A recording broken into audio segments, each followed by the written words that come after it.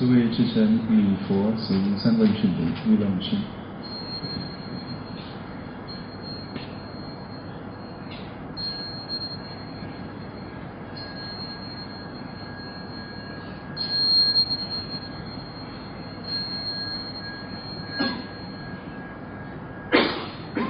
三称佛号：南无本师释迦牟尼佛。南无本师释迦牟尼佛。南无本师释迦牟尼佛。南无本师释迦牟尼佛。南无本师释迦牟尼佛。南无本师释迦牟尼佛。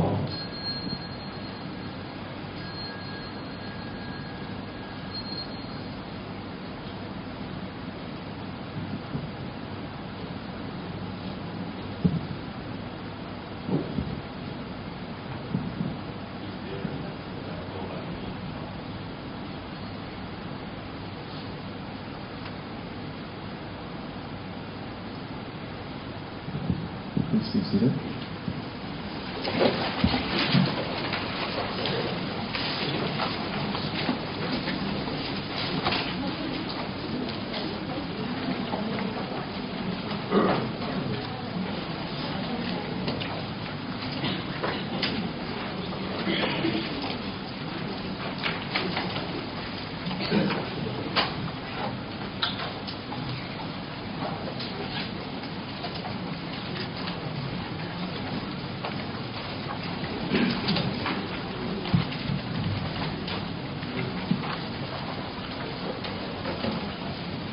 Good evening, brothers and sisters. How are you all today? Good?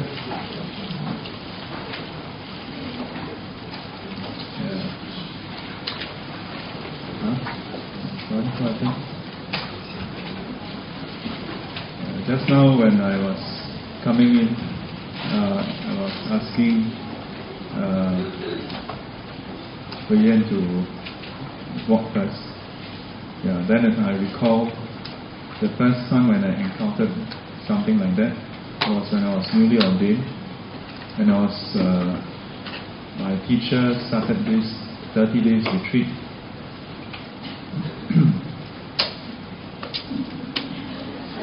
Is it for recording? Why don't you put it over here then? Oh, interference, huh? Oh, interference, huh? Oh, okay.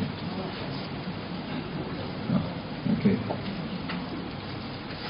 Yeah, so I was tasked to during the retreat, when my teacher during his retreat, he would give daily teachings. He is very involved when he's conducting a retreat. So he is throughout the first session all the way until night for 30 days. And he was already in his 70s. So I was tasked to bring the text in at the start, and it's like this one, just class rise, please, that one is a very elaborate one. From the room, there's the Venerable to Qing Si. Then when he come in, then you chant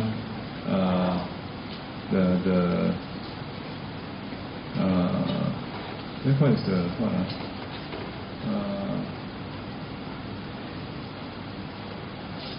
The Kai Ting Ji, how to say totally the Ocean, yeah. But we don't during those days we don't just recite it, we actually chant it. Yeah, so it's a very beautiful melody. And then my teacher will pay respect while we're doing the chanting. So when he go up, we just nice finish up. So there was once when I was going out, probably the first time. So I was like, then he said something, and I learned. He said, "You are carrying the Dharma book, yeah. So you have the right to walk first. The Dharma comes first, yeah. Not the speaker. The speaker is just a vessel, yeah, a conveyor of the Dharma. 以法为准, the Dharma is supreme." So sometimes this thing about learning from some of these senior masters, From these small little things, you know. Yeah. Because to have a class just to teach all these things, it would be a bit contrived, you know, like it becomes mechanical. Yeah. But it's through the daily interaction. And then like, why do it this way? Then they just very casually explain to you. And, wow. Nuggets of wisdom. So last week we stopped at concentration, right? Yeah. So the concentration. Yeah. So have we finished covering the whole thing? Have we finished the whole thing? So we have actually covered the main text itself, but I thought I wanted to just cover a little bit more. This thing about 等持. So over here, the word is 定. Okay, 定. And 定 is usually translated as concentration. It's not wrong, yeah. But in the sutra, various sutras and commentaries, another word is also used to describe, and it's 等持. 等持. Then there's another word, 静虑. Yeah. 静虑. Let me see whether I can write that. What is today's date? 26.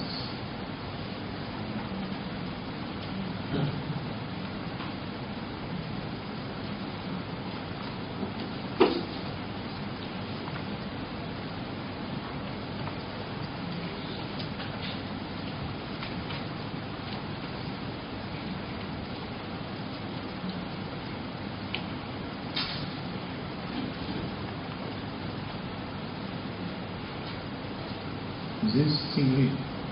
Is this 虑? Yeah, 静虑. So that another word is 静虑, which is a form of quietude. The two together very nicely describe what we mean by concentration. Because usually when we learn about meditation, we just learn 定, concentration. It's not wrong, but it's one aspect of it. In a way, it's like the result of it, one of the results, which is that the mind is focused, is concentrated, is focused on something. But this is just one aspect of it. But if you just harp on this part, which is the result, then what will happen is, right at the start, you try to focus. But for those of us who have tried, you realize that when the mind is not ready, it's not ready. And the harder you try to focus, the more Guan. Yeah, the mind go all over the place.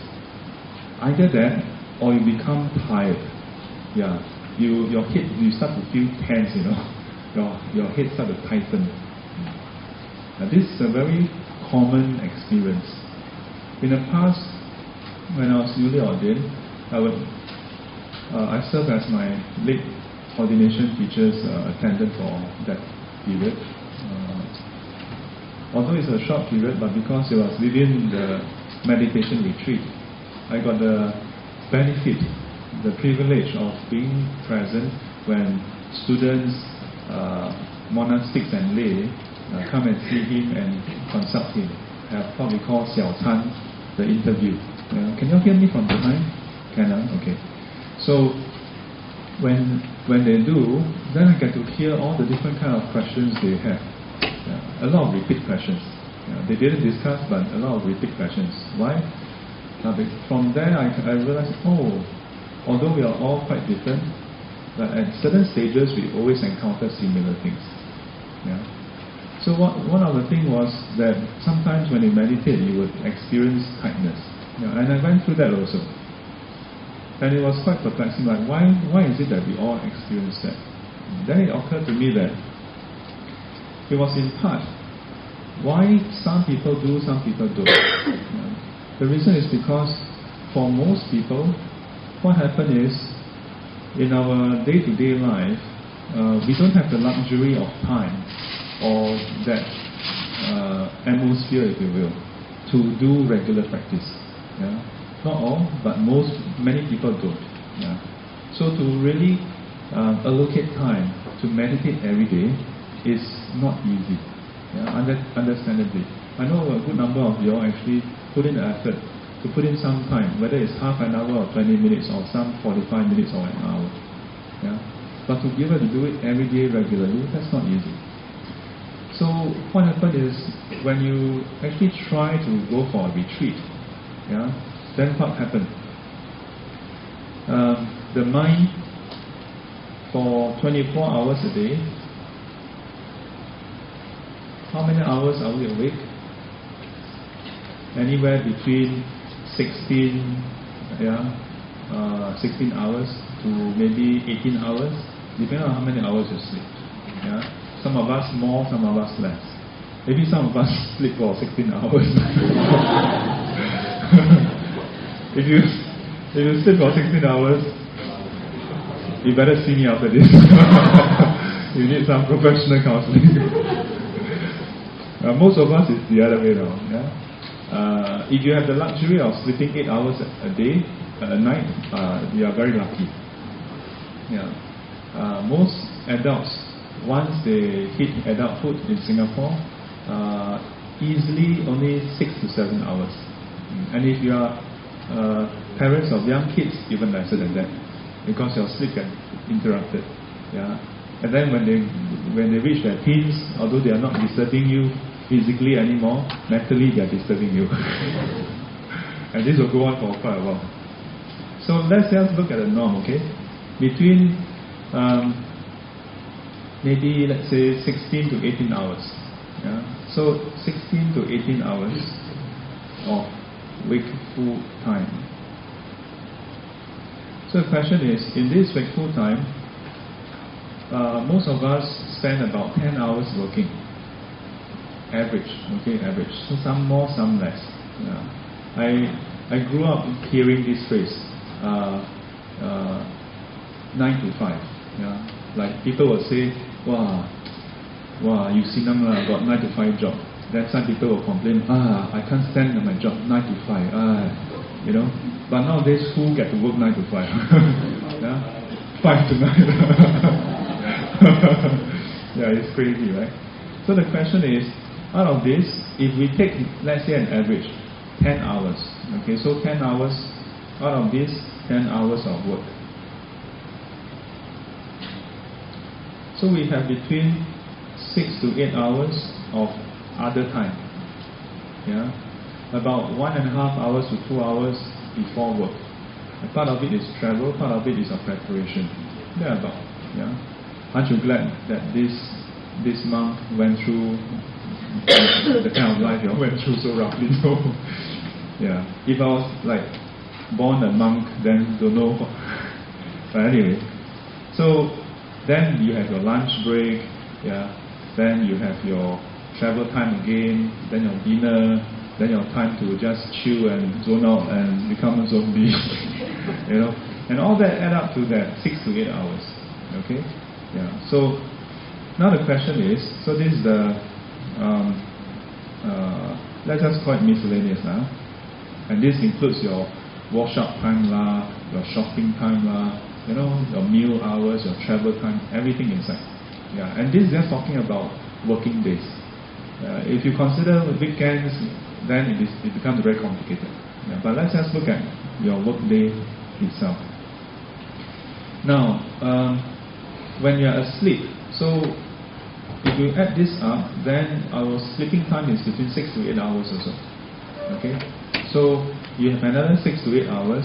If this is 6, then this is 8. If this is 8, this is 6. Yeah, simple maths. So this is sleep. So the question is, what has this got to do with our meditation?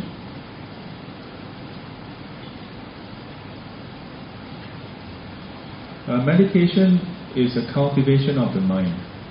Now, but we train our mind. Yeah, when we say cultivate, is we get an image of sitting there, yeah, or doing prostrations like recently some Pai. Then we say that's cultivation. When we think about cultivation, we think about someone kneeling down there reading some sutra, we say that is cultivation. When you are at work, do you think you are cultivating?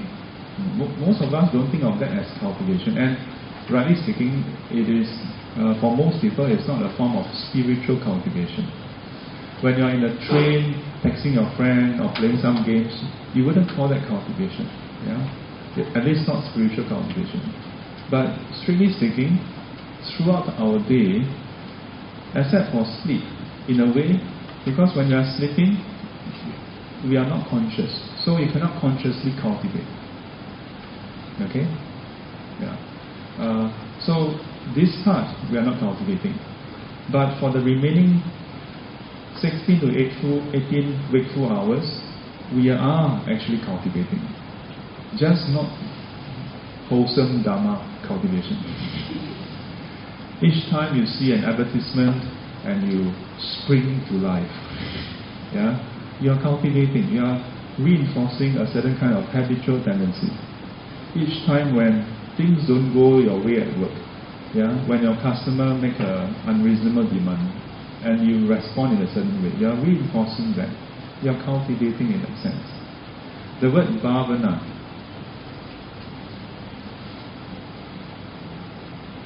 is often translated as meditation. But I've mentioned in the meditation class before that this word is translated as xiu xi.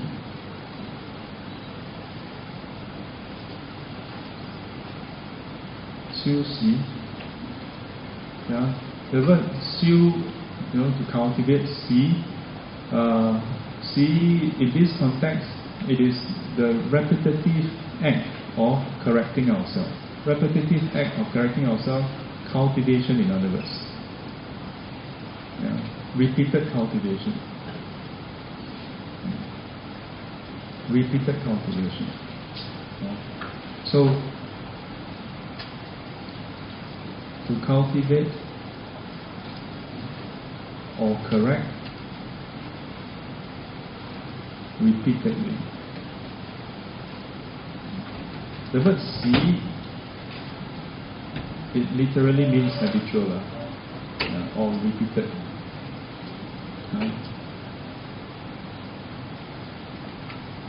So you may be familiar with the phrase metta bhavana.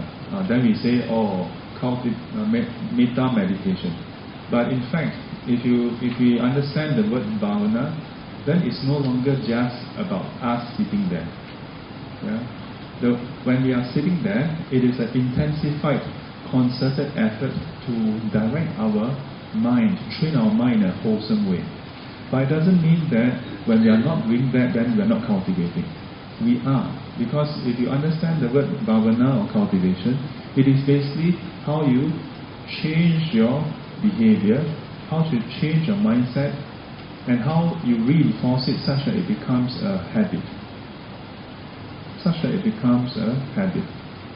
The first time you quarrel with your best friend is not so easy, but after the first quarrel, easy to have a second quarrel.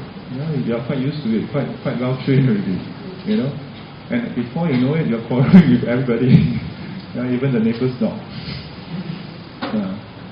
All that is about habitual tendency.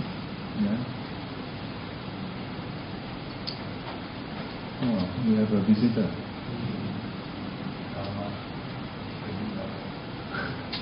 This one first class seat.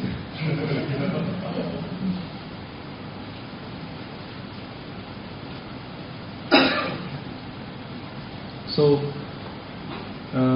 in our wakeful hours, let me ask you, how many hours do you think, apart from your daily meditation, how many hours do you spend being watchful, being alert, being mindful?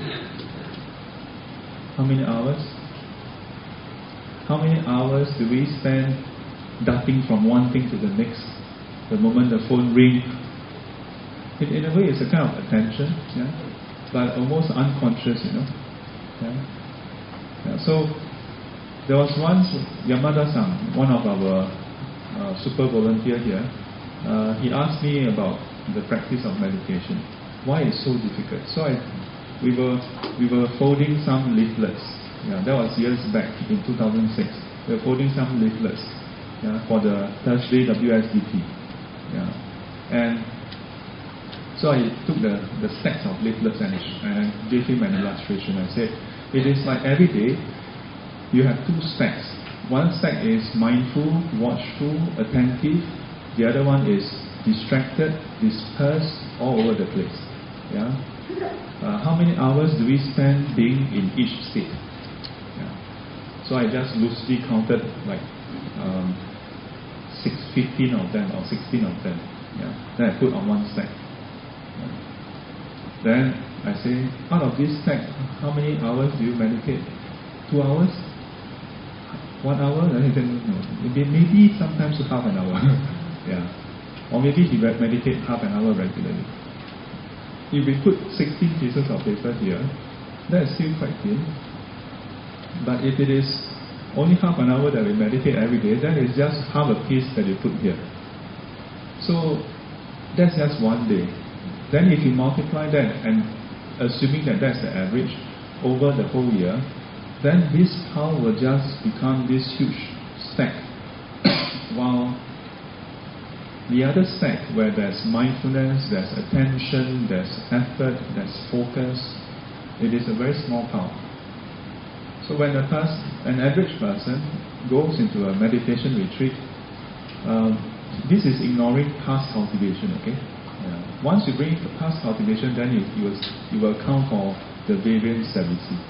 Yeah. For most people, as a result, when you suddenly go for some intensive practice, if you go for intensive practice, but you take it easy, you also won't feel the, wow, Sifu, how come I have like now headache? Those who just go there and relax and then, will not have this problem. So it's a happy problem. If you meditate and then you experience, it means that you are actually putting in effort. Yeah. No, it's not a good thing, but it's a sign of a good thing. The good thing is the effort. The headache is not a good thing. Yeah. It's like when you go for a run, right? You have muscle ache. Muscle ache is not a good thing, but the reason for the muscle ache is a good thing, that you are exercising. Yeah. Headache is not a good thing. Why have headache? If you can choose to have headache or no headache, of course no headache, right?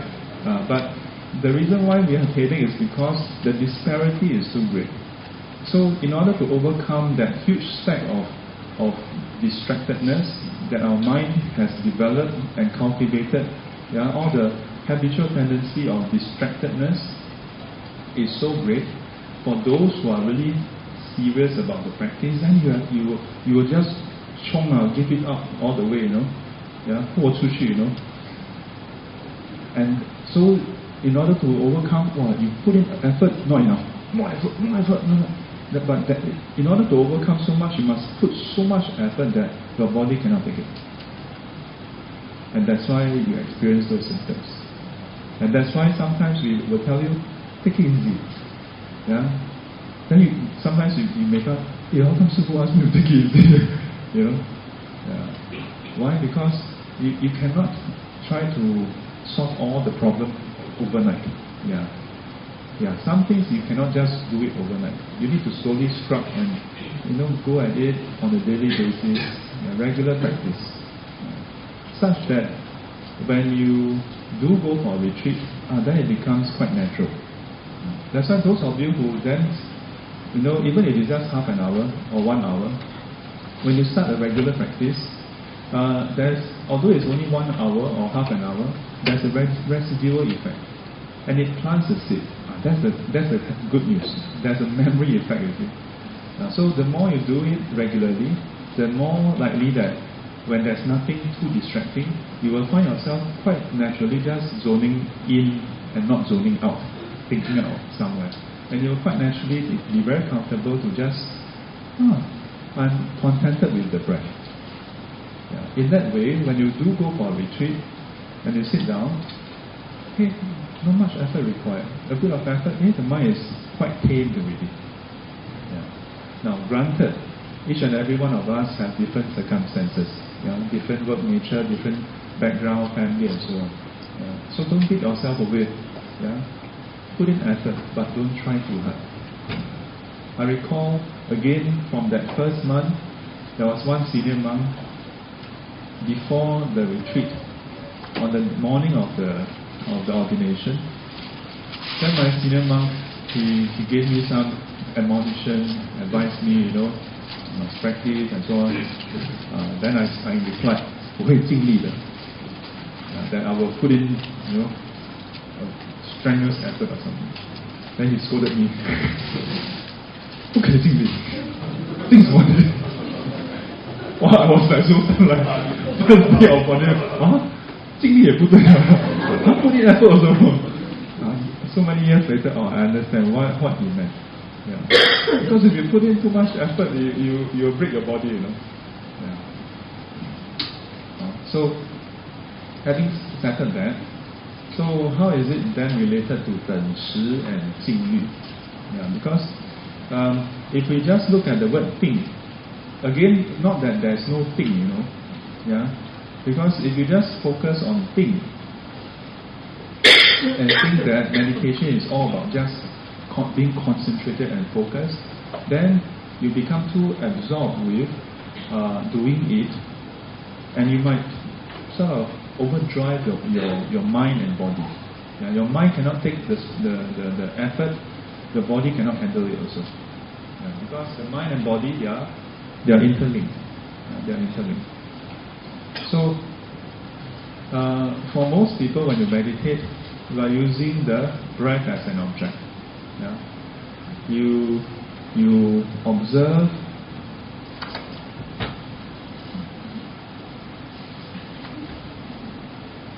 I'm not going crazy. There's some insect flying around.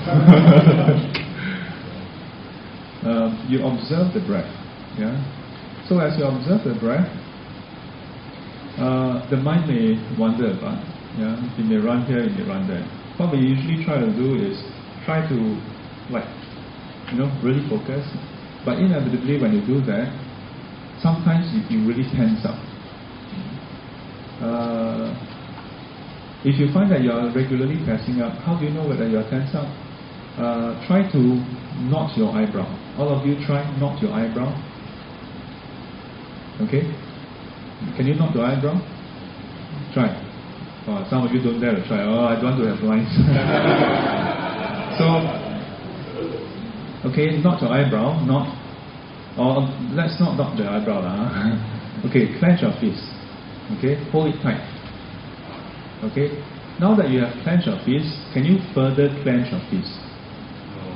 Cannot. The most is just hold it tighter. But there's a point where you say, I can't go further. This is how you know whether you were clenching or not. If you were clenching already and you try to clench further, you cannot clench further. This is how you know whether you were clenching to begin with. If you are not clenching and you try to clench, then you have to, there's a process of clenching it. Likewise, when I sometimes during class, meditation class or the SGC, I say, relax yourself. I realize that some people how do I know whether I'm relaxed? Try to tense up and flex your facial muscles. If you cannot flex it further, it means that you were tense. Then relax your facial muscles. This is a very simple tip for you to know where is your state. Because when you are meditating and really putting in effort, it's not easy to know whether you are tense up already. But trust me, from where I sit when I conduct classes and they are all meditating, not upstairs. Upstairs is too far. But for the Sunday group cultivation, I can see some really.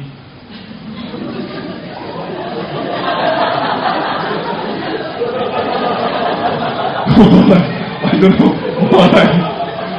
Watch out having AGM inside.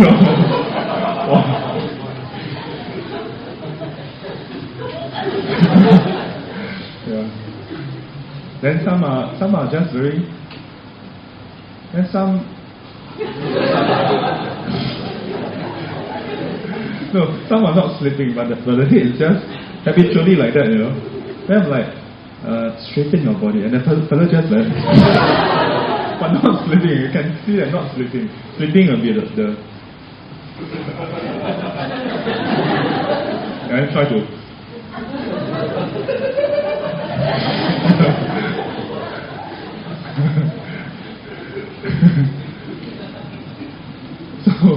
so what has it got to do with 等持? Last week I briefly mentioned 等持平等认持 that equally from moment to moment to maintain, just maintain, don't do too much things, yeah, don't try to do something fancy when you are meditating, just to maintain the stability of the mind, yeah.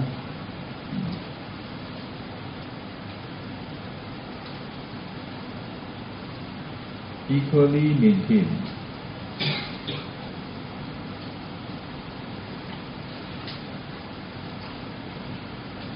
But to equally maintain is not so trivial also.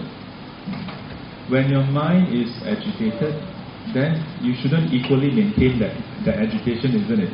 Yeah, you should do something that is called 止.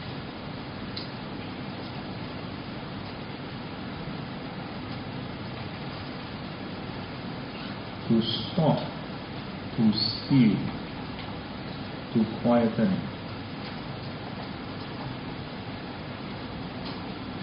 止, yeah, 停止的止.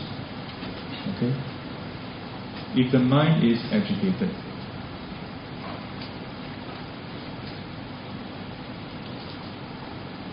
or distracted,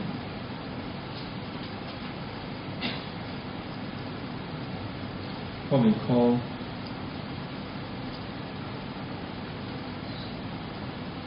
Yuan.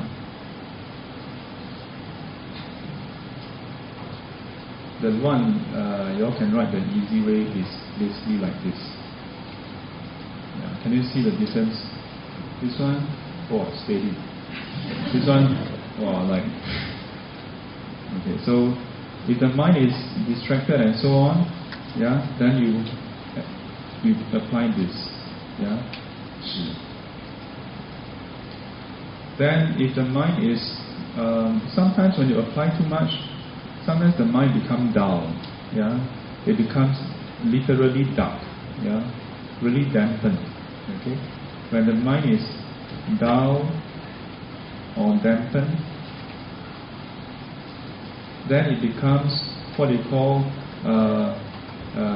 drowsy or sleepy. Okay? Then we have what we call 昏沉. 沉. Is this sen or sen? Sen, okay. Yeah. When this happens, then we must do 止. I think it's like that now. 止. So this is to, this is, what is the correct technical? Literally means to uplift. Okay, to uplift. But the way to uplift, you can do contemplation.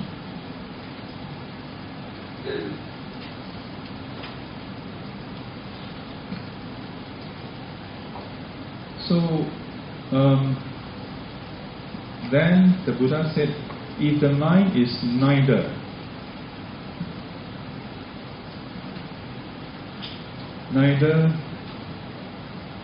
A or B,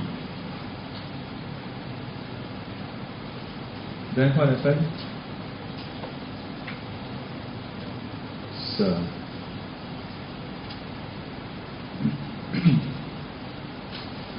then you just abide in equanimity.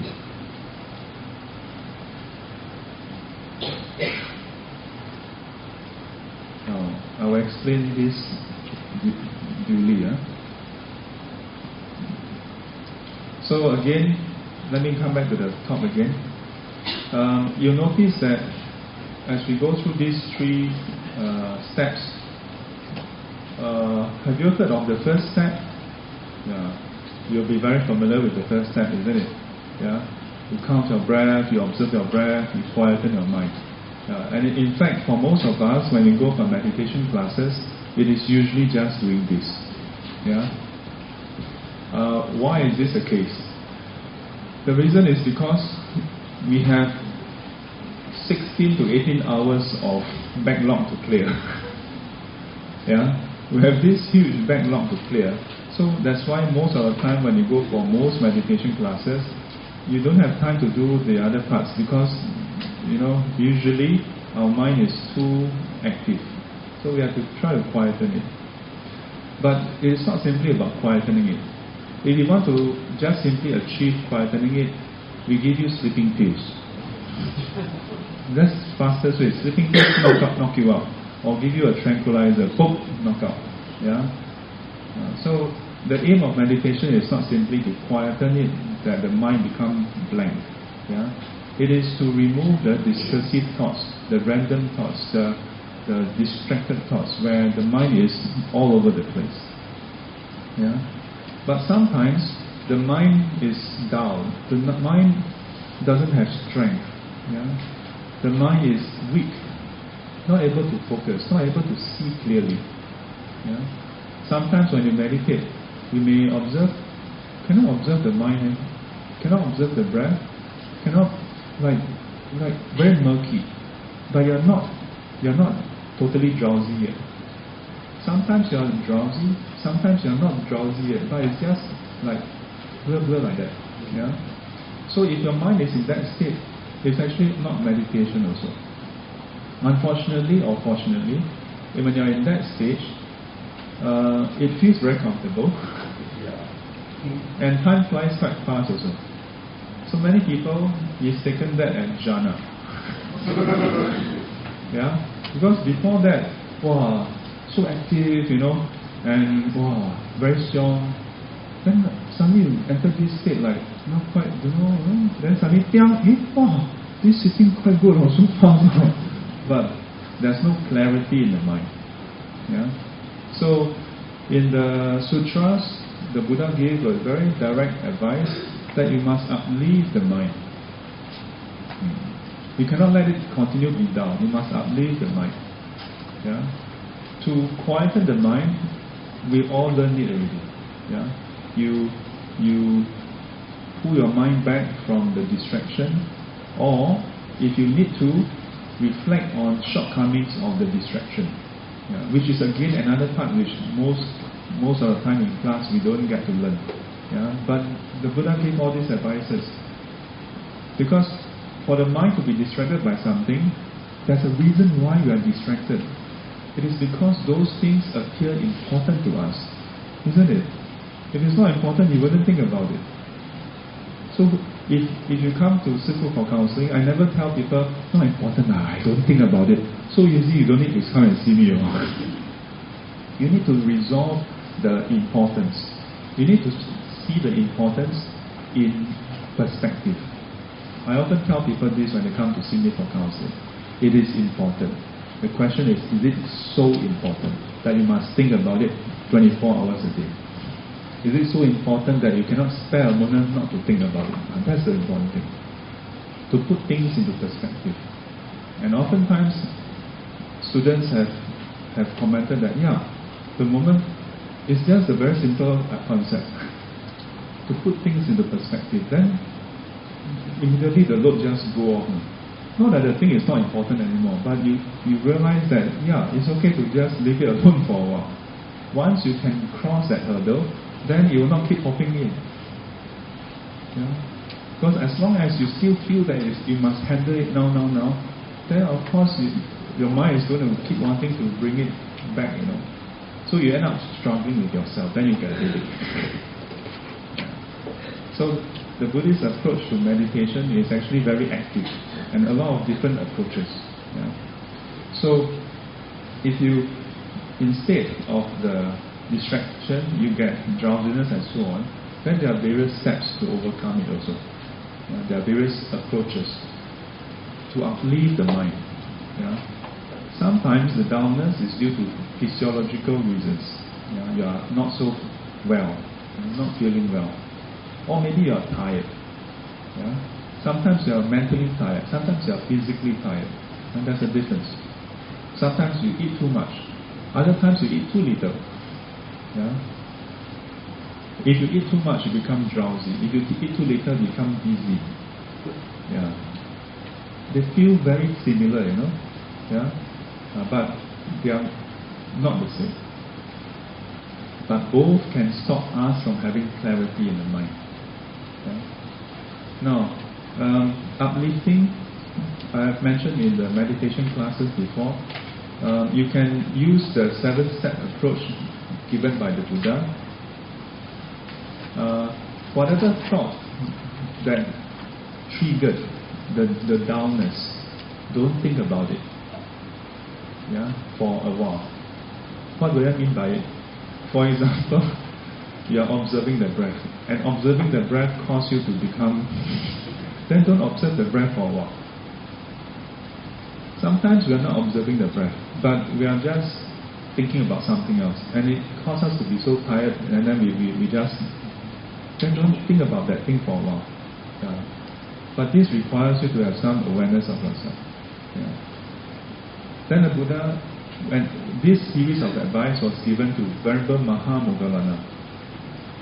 Then he said, when you do this, you may become uplifted, the mind become alert and clear, then you can get back to meditation. But if it doesn't work, then what must you do? And it says, okay, then you may want to bring to mind the teachings. Yeah? Reflect on the teachings. Yeah. But to reflect on teachings, you must know some teachings. Otherwise, you have to, open your eyes, go on Google.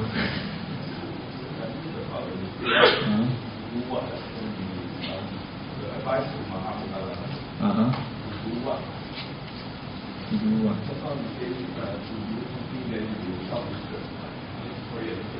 Reflect on the teachings.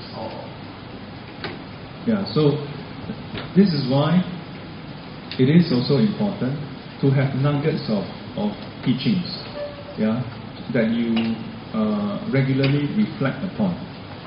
Doesn't have to be a whole sutra, but if you can manage a whole sutra, good. Yeah. If you recall in the Diamond Sutra, there's a lot of phrases saying, 若有人于此经中乃至四句偈，受持读诵，功德甚彼. Yeah, something like that. Yeah, and it's basically saying that, if a person were to be able to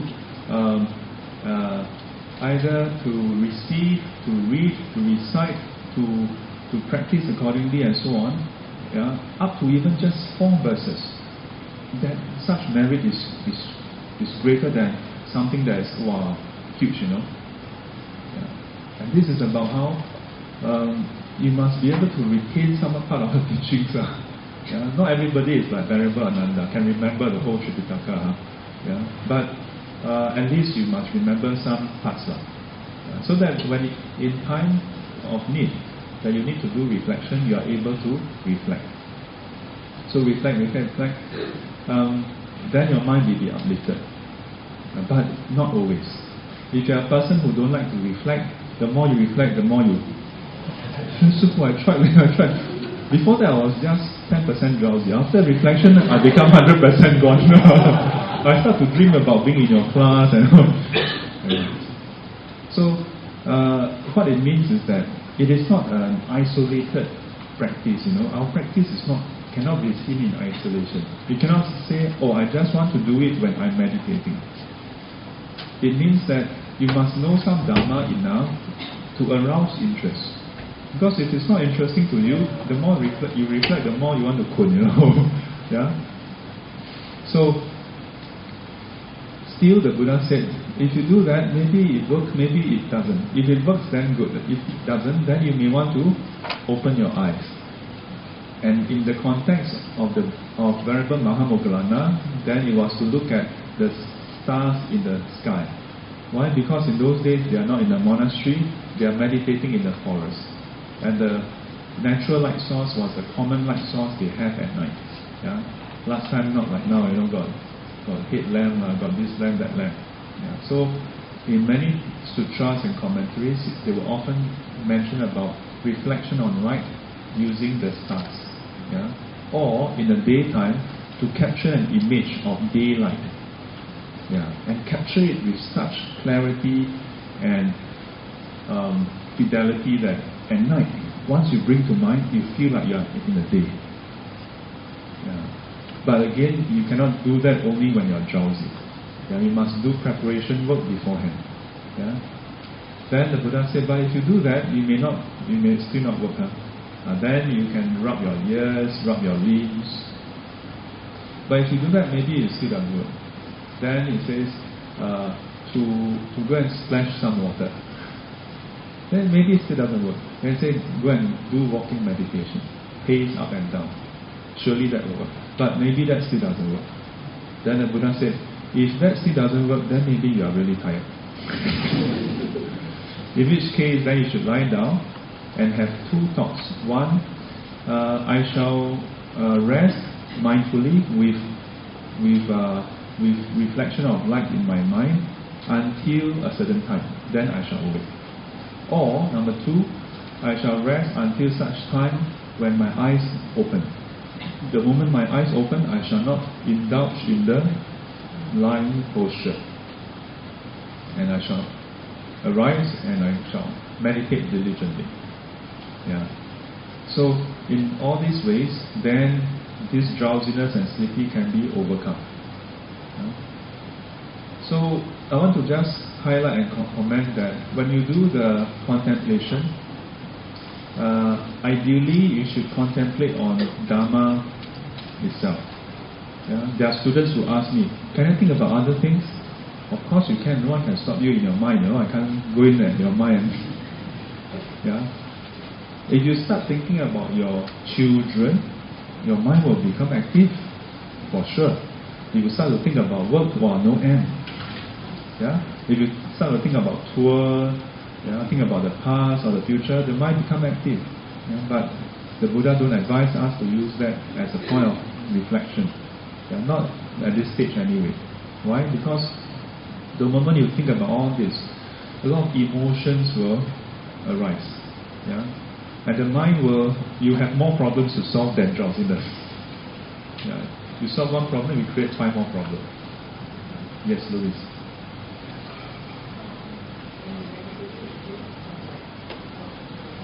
Dogs going around? Where are there dogs going around?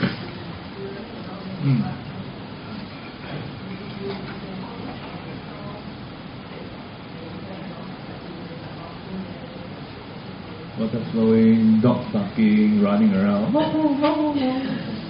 And then So Louis has a question. When we meditate, if there are background sound that is like the waterfall and dogs barking and so on, is it okay to focus on this sound and then meditate in this way? Yes and no. Yeah. There are some centers or some non-Buddhist centers where when they meditate, they light scented candle, then they play guitarro, very nice music, very new age, or something, I don't know. Yeah. And there are some students who say, quite nice experience. Yeah. So for some people, that seems to help them. But it will help only to a point. Yeah. It will only help to a point. Similarly for the waterfall or for the dog. Waterfall, a bit different from the dog. Yeah. Because it depends on whether you own a dog or not. Do you own those dogs? If you own the dog, then you cannot use it. Because inevitably, it is... So if you use like waterfall, it is a very regular but impersonal sound. Yeah. So like when you meditate and it rains, it is actually very helpful because it drowns your thoughts. You cannot hear yourself. Quite good. Yeah. But if you just always depend on that, then it becomes your crutch. Then you cannot meditate independently. And that's why all those external support can only help you to that extent. beyond which you have to put them aside also. So when we meditate, the Buddha gave a metaphor of a blacksmith. A blacksmith. Do you know what is a blacksmith? Yeah.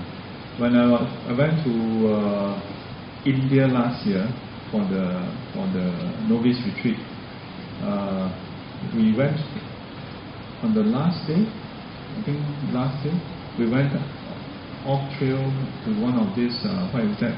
The refugee market, and then along the way we saw some of the locals tea shop. When we say tea shop, it's not a proper shop, it's just a few bricks and a fire and a piece of mat. So as we walked down, then we went to the place. When we walked up, we came past this makeshift blacksmith. So I told the students like, hey, come, take a picture. Yeah. Because in Singapore you cannot find blacksmith. Yeah, I think there are maybe some those industrial blacksmiths, but not the kind that is described in the sutra. So that day when we were there, it was very precious, because what he was doing with his leg, that is like an air pump that blows air to control how hot the flame is. Yeah. So the Buddha used this to describe to his disciples as a parallel, as an analog to our mind. When the mind is very distracted and agitated, it is like when the fire is too hot and the metal that you are trying to beat is too hot already. It's becoming shapeless. It's going all over the place. Yeah. So in which case then the blacksmith will actually scatter some water. Yeah. Scatter some water to cool it down a bit, so that it can maintain its shape. But sometimes it becomes too cold. Maybe there's not enough heat from the fire. Yeah. Then what must you do? Then you must press on the below. Yeah. The thing that blows air. Of course, I think that I can't remember whether he was stepping on something or was it a fan thing. Maybe it's electric power. Yeah. But the Buddha used that as an analogy to blow air so that the heat becomes stronger, and then the metal becomes heated up. Heated to the right temperature, it becomes malleable. This is the exact translation used in various sutra. The mind becomes pliant. Yeah? The mind becomes pliant, becomes malleable. Pliant means it can follow, it can conform. Then malleable, you can shape it. And it's describing how our mind is usually not malleable, usually not pliant. What does it mean? It doesn't follow us, doesn't listen to us. We want to be happy. Sometimes it's happy, sometimes it's not happy. Yeah. But of course we don't choose to be angry, but sometimes we also become angry. Yeah. Now, when you can reach this stage where the mind is neither agitated nor distracted, that is pliant and malleable. The mind is very, at the same time, active, but in a way that is clear. It has clarity. Yeah, it's very alive, very awake. Yeah, some of you may have experienced when you meditate. Every week you also come for class, meditate. Then suddenly 1 week, you see halfway there suddenly, like it's almost like your eyes, your mind's eyes suddenly like suddenly you open your eyes in your mind, and you're like, wow, that's that clarity. Yeah. When the mind is clear in this way, then you can direct your mind to do this or to do that, and you will stay there. When you direct your mind to the breath, you will stay at the breath. You will not run all over the place. Yeah? At this stage, then you practice equanimity. Yeah? You don't have to try to stop discursive thoughts. You don't have to uplift it further. You just maintain. This is where the equally maintained come in. Yeah? This is where the equally maintained come in. 等持. At this stage, you maintain it from moment to moment. Yeah? When it goes slightly off, you maintain it by doing the appropriate one. If it's a bit too agitated, you maintain the equilibrium by quietening it. When it becomes down, you uplift it a bit so that it becomes equilibrium again. This is what it means. And in this way, then you reach 静虑, where there's inner quietude. Inner quietude. Yeah? The mind is free of discursive thoughts. The mind, we're so used to this habitual tendency, to label, to comment, to pass opinions and have our inner chatter. A lot of inner dialogue. But when you are able to do this somewhat, even if it's just for 3 seconds, then in that 3 seconds, there's not so much noise. And if you have a thought, it's very clear, the thought is super clear. It's very clear. And you can deal with it. Usually it's like a torrent of, I've read and I've had students describe to me a torrent of thoughts.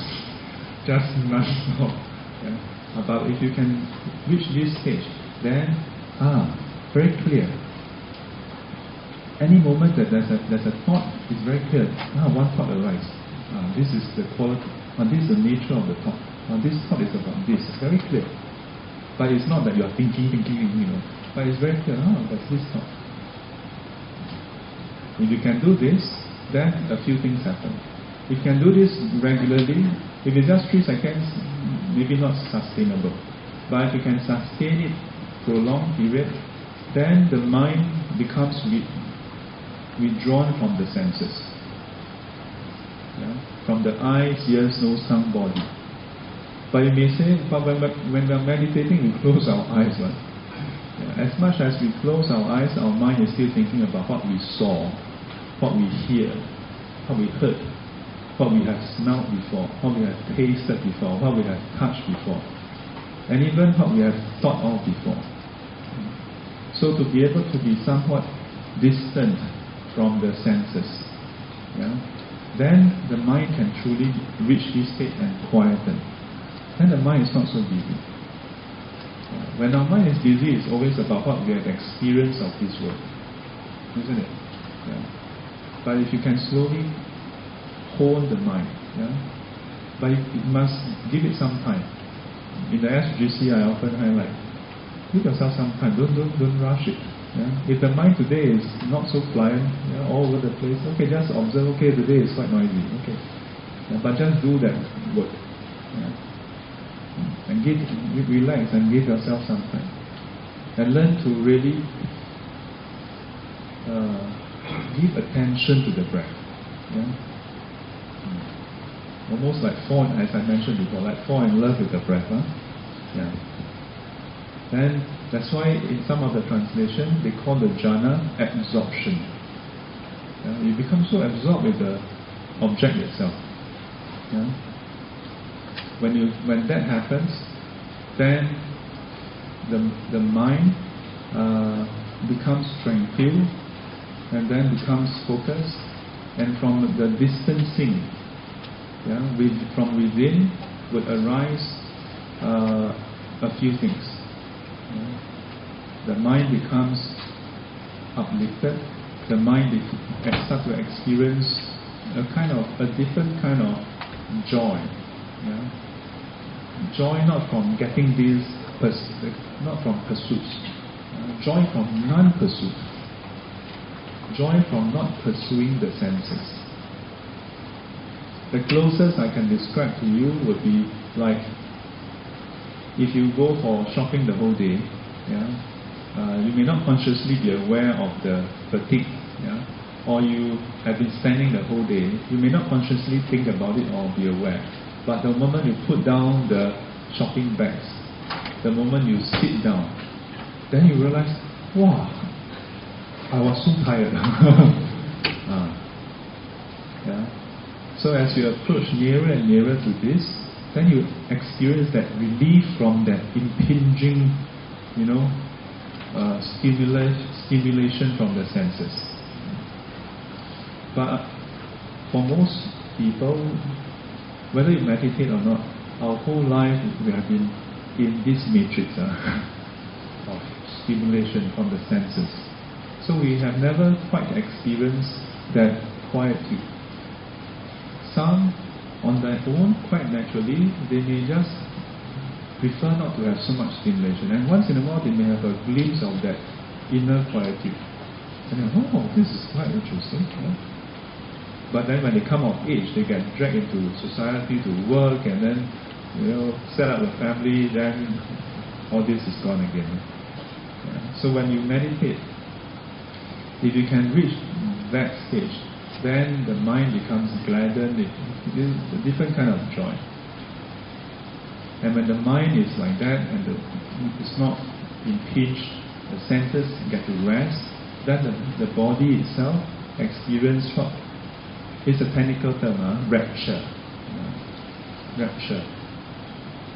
The closest we can, because all these are just words, the closest we can say is a kind of like very nice feeling throughout the body.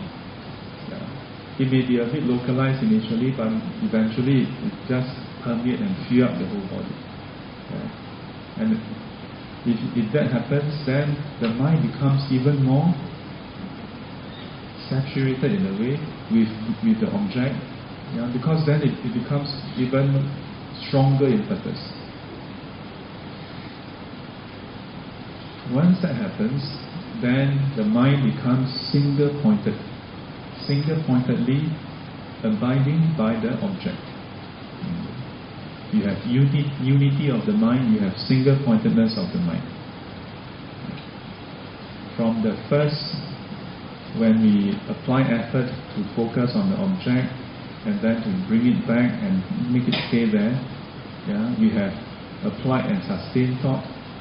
Then when it's somewhat withdrawn from the senses, you have the rapture and joy, and then single-pointedness. This is what we call the 5 factors of first jhana. 5 factors of first jhana. You notice that this, if you just focus on concentration, it's quite different. Because it's so dynamic and so what do you call that? The word concentration becomes so flat, becomes so flat. So try it out, when you do your meditation. And throughout your day, your 16 to 18 hours of wakefulness, consider. Start training when you're awake. Start training when you're not meditating. Start cultivating them. And if you can do that, then you reach 等持静虑. Then 于所观境，令心专注，不散为性，至一为业. Then it makes sense. Why 不散为性?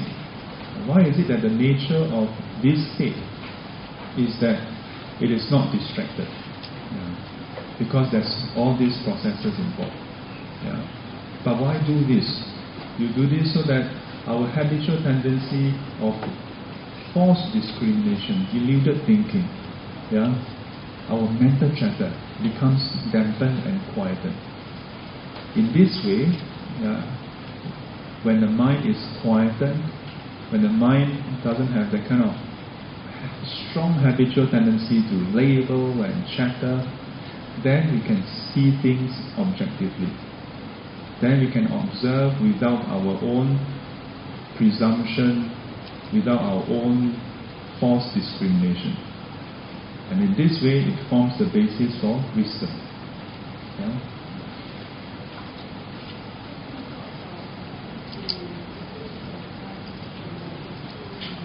No, I never mentioned sensual pleasure. I said the 5 senses. What about? Cannot, because this class is not meditation class. Yeah. The meditation class in July has been approved, so look out for the poster if you want to know more. Yeah. 于所观境，简则为性，断疑为业. So, with respect to what is being observed, what is being, this word Guan is a bit tricky. The word itself is not tricky, but it's the way we translate it.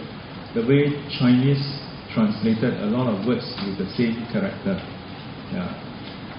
The original text, there may be a few different terms, but because our Chinese word Guan has so many meanings, so this one also Guan, that one also Guan, everything Guan. Yeah. Then, at different stages, different translators, sometimes they use the same word, sometimes they use xiang. Yeah. Yeah, the word xiang. Yeah. Like Guang Ming Xiang. Yeah. That means reflection on light. Yeah. Then we have Pu Jing Guan, but also called Pu Jing Xiang.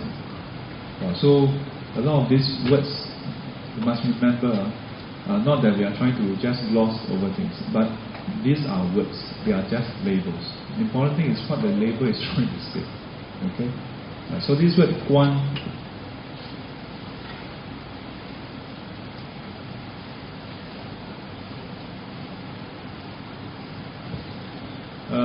a common translation will be to observe, but in the Chinese Mahayana tradition, there's a preliminary stage where you also do contemplation.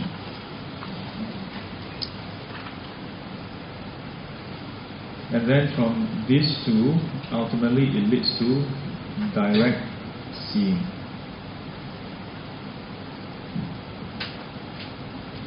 So direct seeing would be xian guan.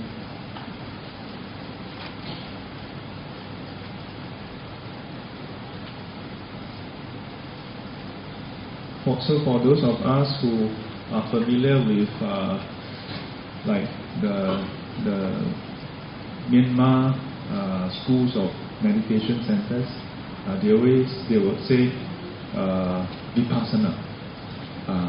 So vipassana in Chinese translated as guan, but in the Chinese translation, a lot of other things are also guan. So I want to clarify this. Okay, the guan that is mentioned in vipassana, strictly speaking, is xian guan. So strictly speaking, even in the Myanmar tradition, even in the various, not just Myanmar, but all the different traditions, some say that they are doing direct vipassana. But at the initial stage, we don't have vipassana, we don't have direct seeing. At the initial stage, we are just observing, trying to. Because as long as your mind is still cluttered, you cannot see clearly. You observe for one moment, the next moment you start to have your thoughts about it already, your own comment, and if it's comment about the thing you observe, that's not so bad. It is that after the second one, the third moment, your mind is thinking about other things already, totally unrelated sometimes. Then momentarily come back again, observe. So here, yu shu guan jing, I would say that it applies for all this. Because at various stages, no matter which stage you are, you do have something that you are anchoring on, that you are observing, you are contemplating on, that you are seeing. So at all the different stages, you do have an object. So yu shu guan jing, meaning with respect to the object that you are focusing on at this moment, that you are using to observe. Okay? 简则为性, you discern. So this word 简则, to discern. Now I'm tempted to use the word discriminate, but because in our local context, the word discriminate is often in a negative light, has a negative connotation. Yeah? So the word discern has a fairly neutral or positive light. And in many translations, the word discernment is used for wisdom. Yeah? So I choose to use the word discern. Discern what? Yeah? To discern, it means to be able to see, to draw, to infer, to realize, and so on. Yeah? To discern that there is impermanence. To observe the breath, the mind, the body, and to discern that it is transient, that is impermanent, and it is changing. Yeah? Discern. Okay? 见则为性, that this is the nature of wisdom. What is the nature of wisdom? Wisdom has this nature. When any wisdom arises, we can distinguish things. Yeah? You are able to make out things. And you can see how it naturally flows from what we have been doing, what we have gone through at the earlier stage about the so-called concentration. Yeah? Then it makes sense why we say concentration is the basis for wisdom to arise. Because if the mind is still cluttered, if the mind is still distracted with a lot of baggage and other things, how can it discern? It's not able to discern. Yeah? It's not able to see clearly even. But with this, the basis from number 4, concentration, for convenience I just use the last concentration. Then we can observe and see clearly. We can then discern what is going on. Yeah? Further, we can discern, is this a wholesome state or unwholesome state? We can discern, is this a hindrance to the path, or is this a supporting roots, the 5 roots? We can discern, is the mind currently active or not active? We can discern, is this a precursor state to drowsiness? And that is why in various teachings we say that concentration is the basis for wisdom, but as you develop wisdom, it supports your concentration also. Because in Buddhism, practice the tranquility part, concentration, it is not a blank mind. It is a mind that is very clear, very alive. Yeah? So the clarity and the discernment from wisdom further helps the development of or strengthening of concentration in the earlier part.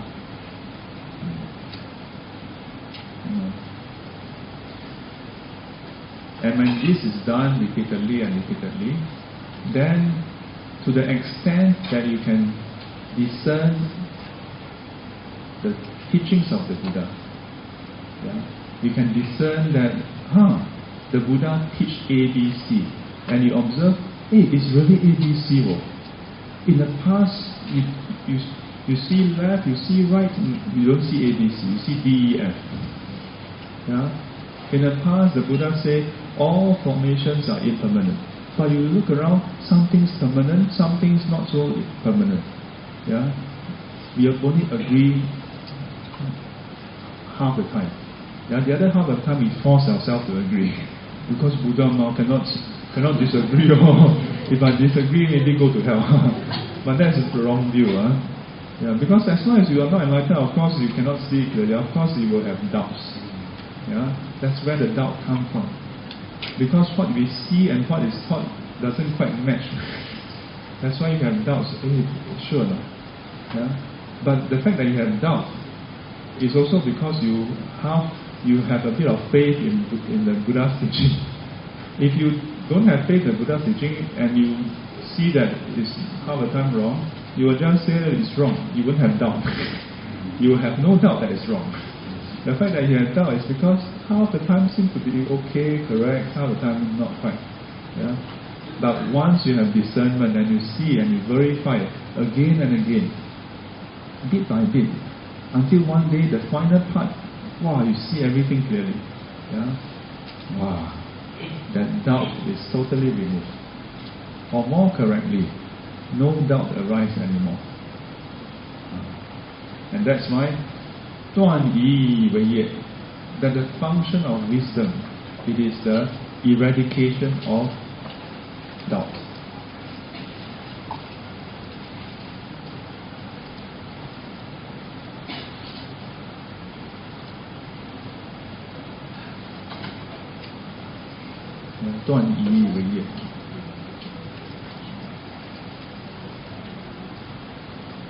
Typically, for when we come to religion, doesn't matter Eastern, Western, doesn't matter which religion, the common mindset and attitude is cannot question, and not good to have doubt. So a common approach for some Buddhists is, if you have doubt, you feel very wrong. You may feel that you are not being a good Buddhist to have doubts. Yeah? And sometimes if you share your doubts with your fellow Dharma friends, they may tell you that they have the same doubt, or they may look at you with angry eyes. How can you have such doubts? 赶快去忏悔. Yeah? And I have even had one student, when I was over in the Buddhist library, she came to see me and then asked me Dharma questions. And then towards the end, she asked me one question. She asked me, in fact, maybe halfway or maybe right in front, she asked me, is it true that when we have questions and we ask questions, we have doubts, and we ask questions, that we will go to hell? I was like, no, where do you get this idea from?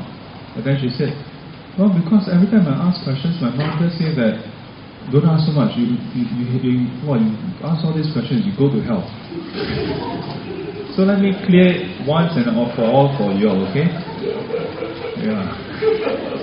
If you all cannot understand what is concentration discerning what bhavana, okay, never mind, you can go back and slowly read. But at least remember one thing from this lesson, okay? It's okay if you have doubts. It's okay to ask questions in Buddhism. In fact, if you don't ask questions to clarify your doubts, you will not get enlightened. If you don't clear your doubts through the proper process of discernment, you will not get enlightened. You cannot simply dumb down or hammer down your doubt and just ignore them, deny them, and then suddenly become enlightened. Cannot.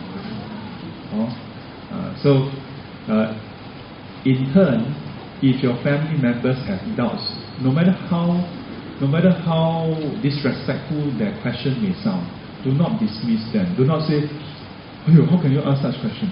Never say that. Don't say that. Because if you say that, the person, maybe the person have only this one doubt, and if you can give him or her a good answer or explanation, the person will wholeheartedly embrace the teachings and start his practice. But because of this stumbling block, you cannot start. Then you say, so disrespectful, you cannot ask. Then now he has two doubts. Now he is doubting the religion itself. How can a religion is supposed to be of awakening, have this kind of dogmatic approach to teachings? So before your question, Jin. And before and after Jin, Jin.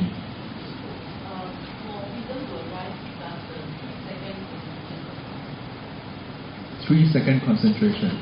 In some of the texts, it says that you can, for some individuals, where the wisdom element is so strong, they can even attain enlightenment with what we call 闪电定 or 刹那定. That means even momentary concentration is enough. What is the basis for this? From various commentaries and a few of the sutras. The Buddha mentioned there are those who first develop wisdom, then develop tranquility. There are those who first develop tranquility, then develop wisdom. So, depending. But by saying that, that's not a blank check for you to say, hey, then you don't have to meditate first. I just try. Yeah. Further, I can say that you can look at the text, the various texts. Terigata and Theragata.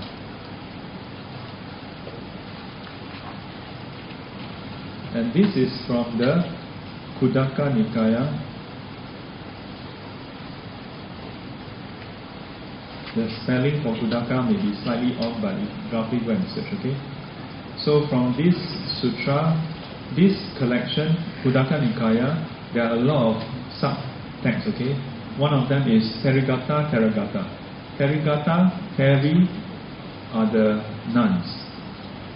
Yeah, senior nuns, okay? Senior nuns. And Theragata are the senior monks. Yeah, Gata are the verses. The verses uttered by the senior nuns and senior monks, and in this case, they are all arahants. Yeah. So it is interesting. In Buddhism, when you become an arahant, the word arahant has no gender difference. When you are a monk or nun, there's still the difference. Yeah, Theri or Thera, a senior lady, senior monk or senior monk, nun. Yeah. So these two describe the utterances of the arahants, the senior monks and nuns, when they attain enlightenment. Yeah. So sometimes the verses will talk about how, for example, there's one I remember, this senior nun. Yeah. She mentioned about how for 30 years I have practiced but no fruit. Then one day, while going out on alms round, then I think she tripped, and as she tripped and she fell, before she landed, this is attachment, or attachment is gone. There's this utterance, and basically she has attained arahanthood. Most of the verses in this are actually like that, where they actually attain enlightenment, not like samadhi or what. They are just going out, not going out shopping but going about. Relax. Shopping, immediately the shopping sales come up. So they were just going about their daily routine, yeah, going for alms round, wearing their robes, things like that. Then suddenly they have an awakening. Yeah. So this is in reply to it's 3 seconds enough. Yeah. But don't bet your whole life on the 3 seconds, okay? 3 seconds is sufficient for some people who have been doing 3 seconds for thousands and millions of times. Because 1 hour comprises many thousands of seconds. There was one monk who shared this with me. He said he practiced 1 minute meditation. I'm like, what kind of meditation is this? And this was before the video came out. Online on YouTube you can see 1 minute meditation. I don't know whether this came out first or he thought of this idea first. But he shared this with me. I was like, that's interesting. Because he said 1 hour is 60 minutes. All you have to do is maintain 1 minute at a time. It's true, isn't it? Human psychology, let me tell you something. Back when I was in consulting, we have this ping pong table in our office. Actual ping pong, Yeah. Our office is quite cute. We got football table, we got Xbox, we got ping pong table, we got... Yeah, so sometimes during the Lao period, we play ping pong. So I play with my colleagues, David Tan, the managing consultant. I play with Shu Heng, play. Of course, not all the time. Because this is recorded and go online. In case some of my ex-customer they listen to this, wow! But I didn't delay my project anyway. So there was once, I really appreciate the time with Shu Heng because we don't play competitively. And because I didn't know how to play ping pong, you know. Before that, the first time I played ping pong was the last time I played ping pong in secondary school. So then it was 10 over years later at work that I played ping pong. So I really, I developed a lot of hand-eye coordination in my 20s. My development is totally quite reversed. Yeah, so I learned ping pong, I learned rollerblade in my 20s. Quite strange. But the point is that we don't play competitively. So we thought of playing, is it rally? Yeah, rally. So we tried to maintain the ball instead of trying to smash, you know. And we just cannot go past 20. We hit 20, the next one out. Yeah, around that. At most 22, 23, then end. So then we just thought, hey, why don't we just always count to 20? Since, you know, slightly after 20 we miss. So we would count up to 20 and then we reset to 1 again. And then a miracle happened. We managed to go up to 60 plus 70, you know. This is maybe why our meditation masters in the past, like Untitled Chapter, and some of the masters, when you count the breath, you don't count to 100, you count to 10, then you reset. So each time you just count 10 times. Very simple. Then psychologically, hey, we can do it. Yeah, so when you meditate, whether it's half an hour or 1 hour, don't think, wow, 1 hour was so Just realize it's one breath at a time. Yeah. And how many breaths? Then it's 1 minute. And just 1 minute, who cannot do it? Yeah, just do 1 minute at a time. Similarly, when I give talks, this is why I share with some people, some young, some youth or some undergrads. I said, you notice when I give talks, I always look at people. Many people, when they give talks, they look far away. They don't know how to look at people. They just keep talking. I like to look at people. And part of this is because I was trained to do that. Yeah? But you know what happened? I realized why this is very helpful for me. Because in this way, I'm always talking to one person at a time. So I don't feel I'm talking to 100 over people, you know. The moment you think, oh, I'm talking to 100 over people, stress. But if you're talking to one person at a time, then there's no stress. And that's why sometimes the talks feels like, you know, I'm talking to you because I am talking to you. I'm not giving a speech, I'm talking to people. Yeah. So this mindset can be translated to so many things. When you wash dishes, don't think, wow, so much dishes to wash. You're always washing one thing at a time, except for chopstick where you can have one clump. Right? Yeah, you're always doing one thing at a time. So keep this in mind. We have still the rest of the text to go through, but it's 9:05. So before we start, let's hear the question first, see whether we can answer today.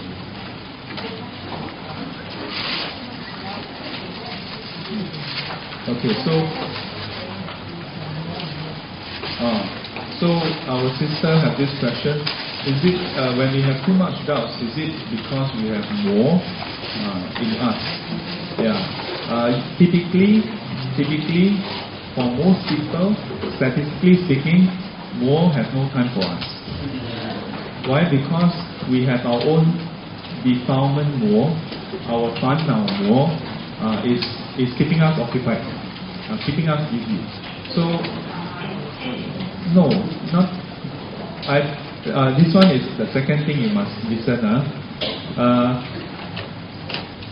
This has nothing to do, in my opinion, not so much about karma again.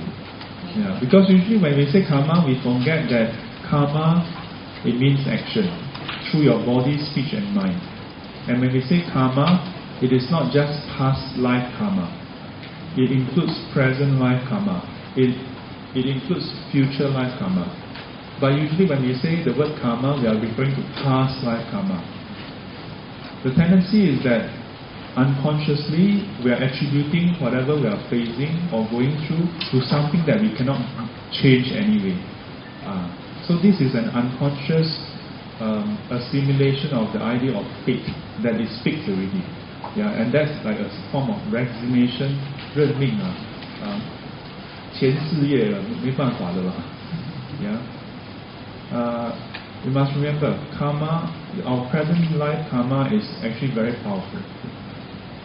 So when you have doubts, nothing wrong with having doubts, but what you do with the doubts. A lot of people have doubts, and I openly let people have my contact number to come and see me to clarify their doubts. How many people do? It's okay to have doubts. What you do with the doubts, that's the important thing. Yeah? Okay? Wilson, okay? I was going to say, look at the time, we got more time. But what's your question? The question is, if there's a lot of this sort of, exactly this scenario, right, where I'm doubt and I really very almost impatient, right, to find the answer to it. Is it by itself a karmic kind of adding to the defilement of trying to overcome doubt? Yet this impatience that is adding on to it. Oh yes, the impatience definitely is an agitation of the mind. Yeah. Despite the noble intention of really just trying to clear the doubt. Well, as much as it has good intention, but there's a time and place for things. When you plant the seed, you have to wait for it to grow. If you remove the seed every day to check, it will not grow. Okay, put our palms together. 愿消三障诸烦恼，愿消三障诸烦恼，愿得智慧真明了，愿得智慧真明了，不愿罪障悉消除，不愿罪障悉消除，世世常行菩萨道。世世常行菩萨道。阿弥陀佛。起立。